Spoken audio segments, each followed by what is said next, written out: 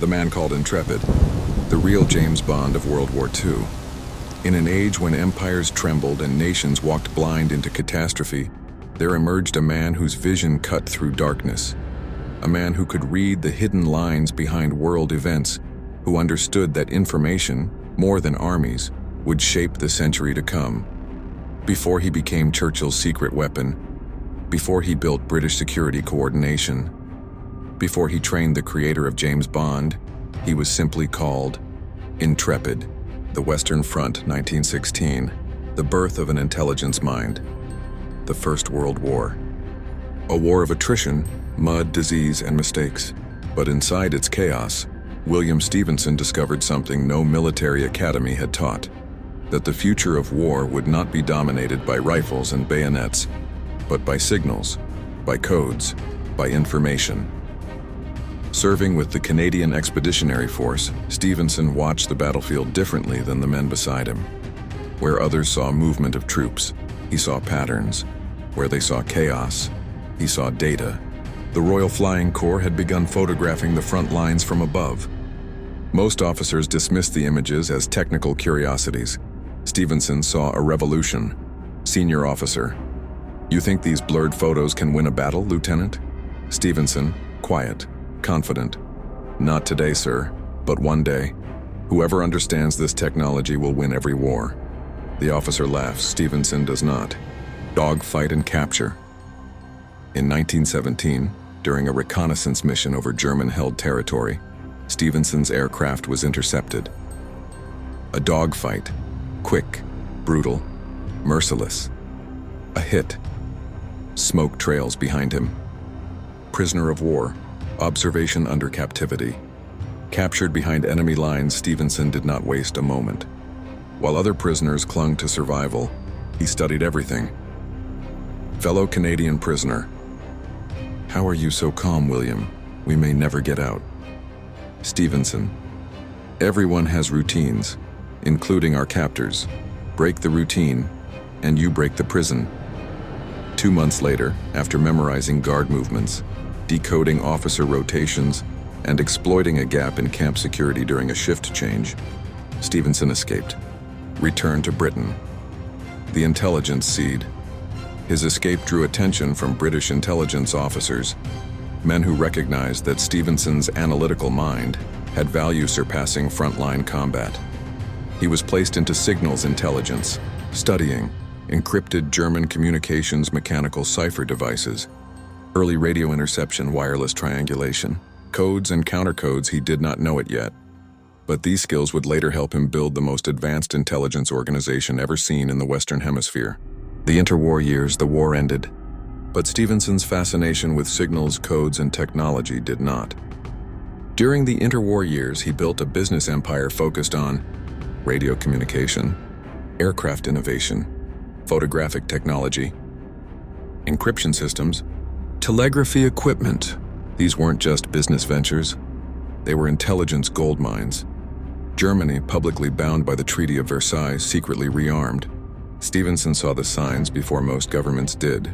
His business contacts in Europe, German, British, French, Dutch, Scandinavian, gave him access to encrypted commercial telegrams, shipping manifests, aircraft blueprints, industrial production lists. And what he found disturbed him. He began forwarding warnings to British authorities, warnings that many ignored. The rise of Hitler and Stephenson's warning, a man ahead of his time. Stephenson watched with growing alarm. He compared industrial data he gathered to pre-war German production numbers. Something was unmistakable. Germany was secretly preparing for war. Stephenson: "These numbers are impossible unless they're rearming." British official: "Your conclusions are imaginative. Britain must avoid panic." Stephenson: "Sir, with respect, ignoring evidence is worse than panic." 1939. War returns. Everything he predicted comes true. When Germany invaded Poland, Stephenson's warnings proved prophetic. Winston Churchill, now again in government, remembered Stephenson's insights, and he was about to give him a mission that would reshape the world. Churchill's summons. "The call that changed everything, Churchill." Stephenson: Britain stands alone, but the new world must be awakened before the old world falls. Stephenson. America isn't ready for war, sir. Churchill. Then you will help prepare them. We need intelligence, influence, action. You will be my senior representative in the Western Hemisphere. And with those words, Stephenson became intrepid. His mission? Counter Nazi espionage in the Americas. Influence U.S. opinion. Protect Allied secrets, build alliances, and prevent the fall of Western civilization. He accepted without hesitation.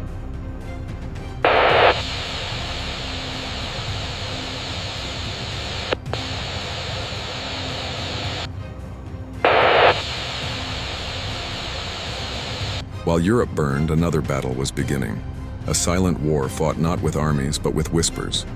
A war of coded telegrams, forged letters, propaganda, sabotage, and political pressure.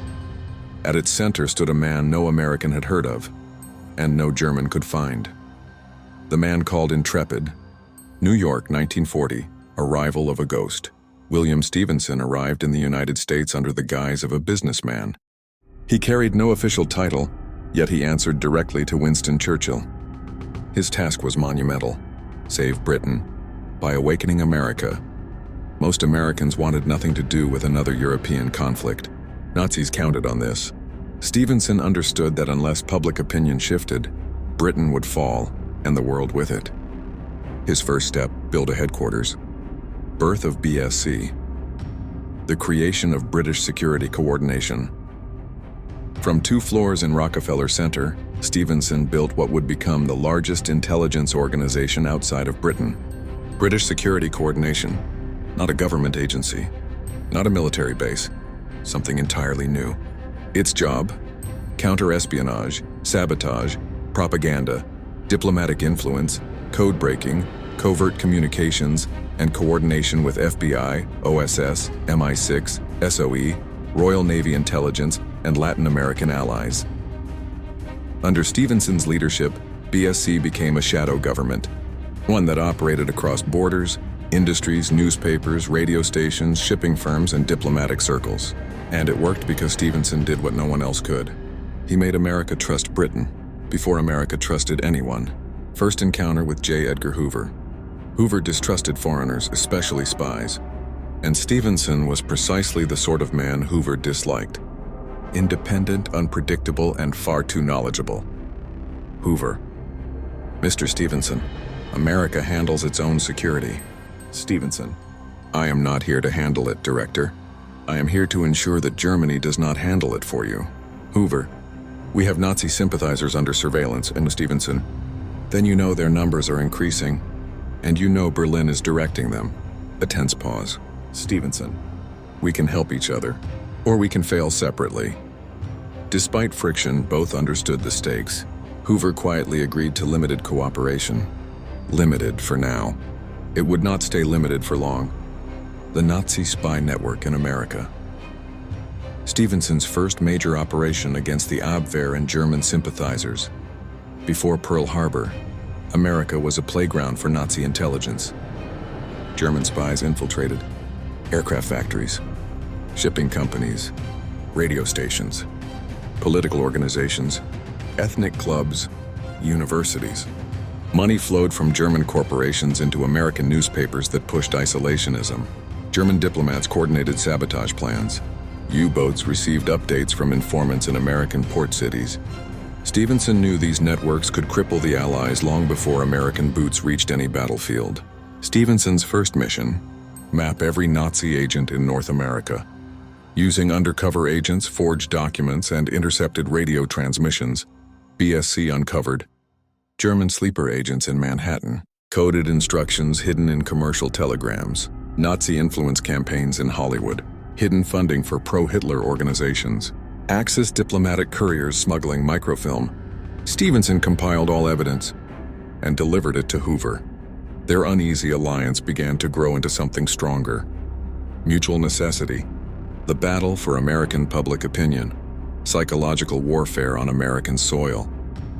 The most important battlefield in 1940 was not in Europe. It was the American mind. Hitler believed the US would remain neutral. Stephenson believed neutrality meant defeat. Through BSC, He launched one of the most sophisticated influence campaigns in Western history. Covert operations. Print newspaper placement. Editorials warning about Nazi expansion mysteriously appear in major newspapers. Writers with no connection to BSC unknowingly reprint facts supplied by covert British sources. Hollywood influence. Film scripts subtly shift tone, portraying British resilience and Nazi aggression. Threiken radio messaging. Popular broadcasts begin highlighting the brutality of Axis invasions. 4 forged documents exposed BSC releases leaked internal German documents. Some authentic, others skillfully manufactured, revealing Nazi ambitions for the Western Hemisphere. America slowly woke up. Support for Britain increased. Isolationist rallies shrank. Congress began debating Lend-Lease with greater urgency. Stephenson's psychological warfare succeeded beyond expectations. And it had only begun. William Wild Bill Donovan, the beginning of American modern intelligence. Donovan was a visionary, a man who believed America needed a centralized intelligence service. Stephenson saw in Donovan a potential partner and a potential founder of America's future CIA. Their first meeting was cordial, intense, and historic. Donovan: America lacks the ability to see the world clearly. Stephenson: Then let us teach her how to see. Donovan: What can you offer us, Mr. Stephenson? Stephenson places ultra-decrypts on the table. German naval codes broken by British cryptanalysts. Stephenson: This is what Germany believes is unbreakable. It isn't. Donovan studies the documents, stunned. It was the beginning of a relationship that would reshape intelligence forever. Entry into Latin America, expanding the intelligence war across the hemisphere. The Western Hemisphere was not safe. South America was a hotbed of Axis intelligence. German agents operated openly in Buenos Aires, Rio de Janeiro, Santiago, Montevideo, and Mexico City. They coordinated radio transmissions to U-boats, sabotaged Allied shipping, and ran propaganda networks. Stephenson sent BSC teams south. Operation Believer exposed. BSC uncovered the major Nazi intelligence network operating across South America, intercepting messages disguised as commercial telegrams. Operation Longknife. Sabotage plans targeting Brazilian factories supplying rubber and minerals to the Allies were disrupted. Operation Coffee. Undercover operatives infiltrated German clubs in Brazil and Argentina, gathering lists of sympathizers and couriers. One by one, Stephenson dismantled the Nazi presence across the hemisphere. America took notice. The Secret Communication Network. Hydra, the most advanced secure transmission system in the Western Hemisphere. Stephenson financed and built a secure Allied communications center known as Hydra. From this station, encrypted messages traveled between London, Washington, and Ottawa. Unbreakable by Axis intelligence, Hydra connected. Maersk, SOE, Bletchley Park. OSS, the Royal Navy. British embassies. BSC headquarters. It became the digital backbone of Allied intelligence in the Western Hemisphere.